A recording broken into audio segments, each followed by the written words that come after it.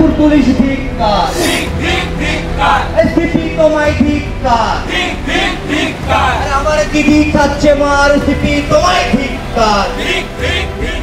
পেশেন্টের ক্ষেত্রেও patient party কিন্তু ডাক্তারদের উপর চড়াও হয় এবং তারা কর্তব্যরত মহিলা চিকিৎসকদেরও কিন্তু নিগ্রহ করে। ফলে এই জায়গায় আমরা কিন্তু আর যে কাজ করার যে বেসিক নিরাপত্তাটুকু এইটা আর বোধ করছি না।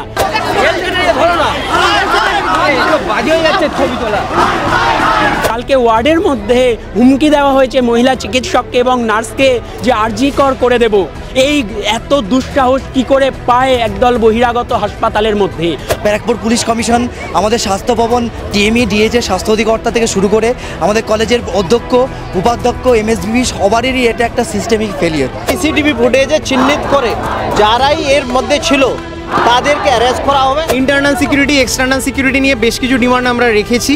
আমরা কিন্তু এখনো কোনো অ্যাসিওরেন্স পাইনি কতজন ঢুকবে আর না ঢুকবে সেটা নিয়ে আলোচনা হয়েছে।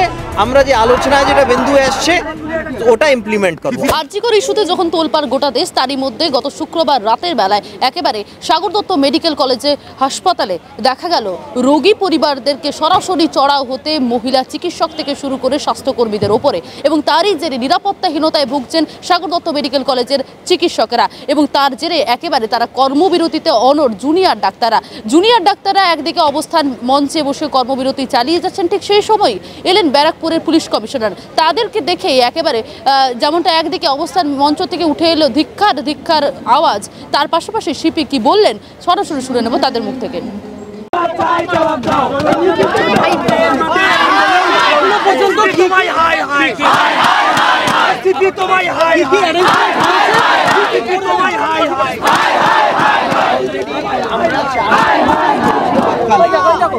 তাছাড়া আমরা সিসিটিভি ফুটেজ অলরেডি পেয়ে গেছি। সিসিটিভি ফুটেজে চিহ্নিত করে যারাই এর মধ্যে ছিল তাদেরকে অ্যারেস্ট করা হবে, আর যে শাস্তি, যেটা আইন মত শাস্তি আছে সেটা ওদেরকে দেওয়া হবে। সেটা আমি আপনাদের মাধ্যমে সবাইকে আশ্বস্ত করছি। দেখুন তাই জন্য আজকে এটা মিটিং হলো। মিটিংয়ের মধ্যে অনেকটা ইস্যু ডিসকাস হয়েছে। সিকিউরিটি, হসপিটাল সিকিউরিটি একটা কালেকটিভ রেসপন্সিবিলিটি আছে, তার মধ্যে private security, police and hospital administration. সেই জন্য কিছুটা ইস্যু ছিল এখানে, পার্টিকুলারলি এখানে এমার্জেন্সি পার্ট নিয়ে ইস্যু ছিল অ্যাক্সেস কন্ট্রোলটা, কি অনেক সময় পেশেন্ট পার্টির সঙ্গে কতজন ঢুকবে আর না ঢুকবে সেটা নিয়ে আলোচনা হয়েছে। আমরা যে আলোচনায় যেটা বিন্দু আসছে ওটা ইমপ্লিমেন্ট করব। আশা করি এটা সেটা চলছে, সেটা ডেফিনেটলি চলছে। সিদ্ধান্ত আমরা এখন কোনো সিদ্ধান্তে উপনীত হতে পারিনি। আমরা আমাদের দিক থেকে ডিমান্ডগুলো রেখেছি, যেটা আগেও রেখেছিলাম বহুবার, এর আগেও আমরা রেখেছি। সিকিউরিটি ইস্যু নিয়ে, ইন্টারনাল সিকিউরিটি, এক্সটার্নাল সিকিউরিটি নিয়ে বেশ কিছু ডিমান্ড আমরা রেখেছি। আমরা কিন্তু এখনো কোনো অ্যাসিওরেন্স পাইনি। রিটেন অ্যাসিওরেন্স যখন আমরা ডাইরেক্টিভ হিসেবে দেখতে পাবো তখনই সেটাকে আমরা যে সিকিউরিটি ইস্যুটা আছে সেটাকে দুভাগে ভাগ করেছি। একটা ইন্টারনাল সিকিউরিটি, একটা এক্সটার্নাল সিকিউরিটি। সাগর দত্তে 5 তারিখ একটা ভ্যান্ডালিজম ইনসিডেন্ট হয়েছিল, যেখানে কিছু ইন্টার্নরা ইনভলভ ছিল এবং ইউজি স্টুডেন্টরা ইনভলভ ছিল। ইন্টার্নদের হাসপাতাল প্রেমিসেসে এখনও দেখা যাচ্ছে, সাসপেনশনের পরও ওনারা হসপিটালে আসছেন। ওনাদের সাথে আমরা ডিউটি করতে সেফ ফিল করছি না। সেটার জন্যে আমাদের এতদিন বলা হচ্ছিল যে ডিএমইর পারমিশন লাগবে ওনাদের সাসপেনশনের জন্য।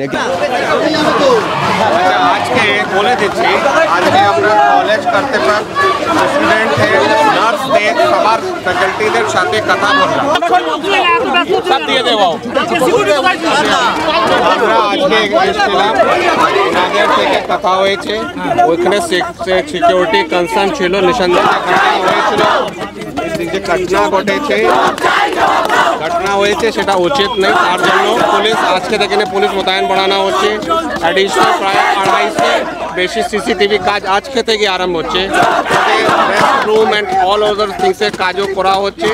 নার্সদেরও কথা বলা হয়েছে, ফ্যাকাল্টিদেরও কথা করা হয়েছে। স্থানীয়ভাবে এখানে একটা পেশেন্ট পার্টি মিটিং দেওয়া হয়েছে। Thank you. স্বাস্থ্য সচিব থেকে শুরু করে সিপিকে ধিক্কার জানিয়ে হসপিটাল থেকে বের করে দিলেন, কিভাবে, কেন করলেন?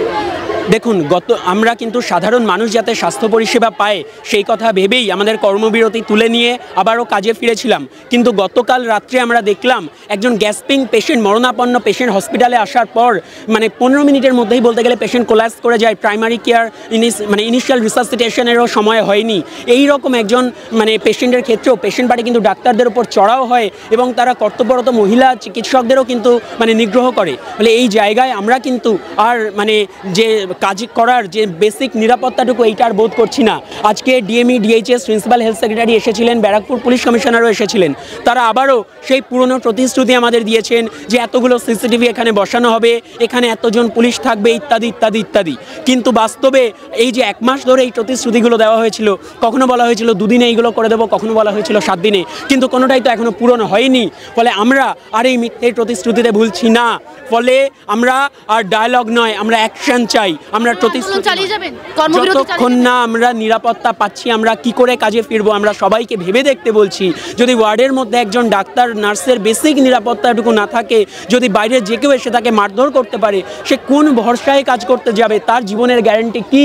কালকে ওয়ার্ডের মধ্যে হুমকি দেওয়া হয়েছে মহিলা চিকিৎসককে এবং নার্সকে যে আরজিকর করে দেব। এই এত দুঃসাহস কি করে পায় একদল বহিরাগত হাসপাতালের মধ্যে? আমরা এই প্রশ্নটা করতে চাই। তাহলে কি আমরা আরও একটা আরজিকরের জন্য, আরও একটা তিলোত্তমার জন্য অপেক্ষা করব, নাকি আমরা এখনই লড়াই করব যাতে এই ঘটনার আর পুনরাবৃত্তি না হয়? আমরা লড়াইয়ের পথ বেছে নিচ্ছি।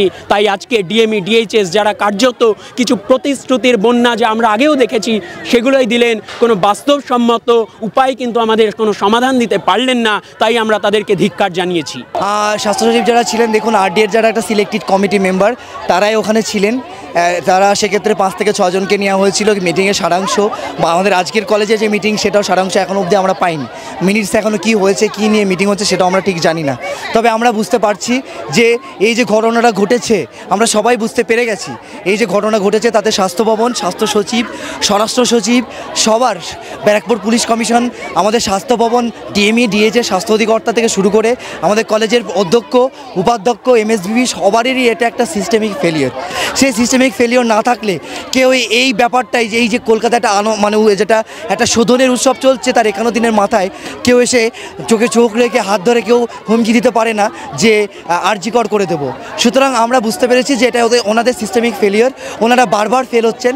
তাই ওনাদেরকে বুঝিয়ে দিতে যে আপনারা ফেলড হচ্ছেন, হয় আপনারা সরে যান, না হলে যতটুকু বয়সে আর বাকি আছে ততটুকু আপনারা ঠিকভাবে কাজ করুন। সেটা বোঝানোর জন্যই ওনাদেরকে স্বাস্থ্য সচিব থেকে শুরু করে ব্যারাকপুর পুলিশ কমিশনার, ডিএমই সবাইকে আমরা ধিক্কার জানালাম। এই ধিক্কার ওনাদের প্রাপ্য। ওনারা যা কাজ করেছেন, ওনারা 51তম আমাদের আন্দোলনের মধ্যেও এখন অবধি যেভাবে কাজ করে চলেছেন তাতেও ওনাদের যা প্রাপ্য তা হচ্ছে ধিক্কার।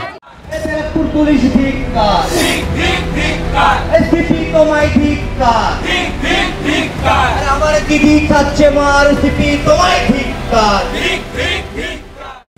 বাংলা হান্টের আরো খবর দেখতে নজর রাখুন। বাংলা খবর মানেই বাংলা হান্ট।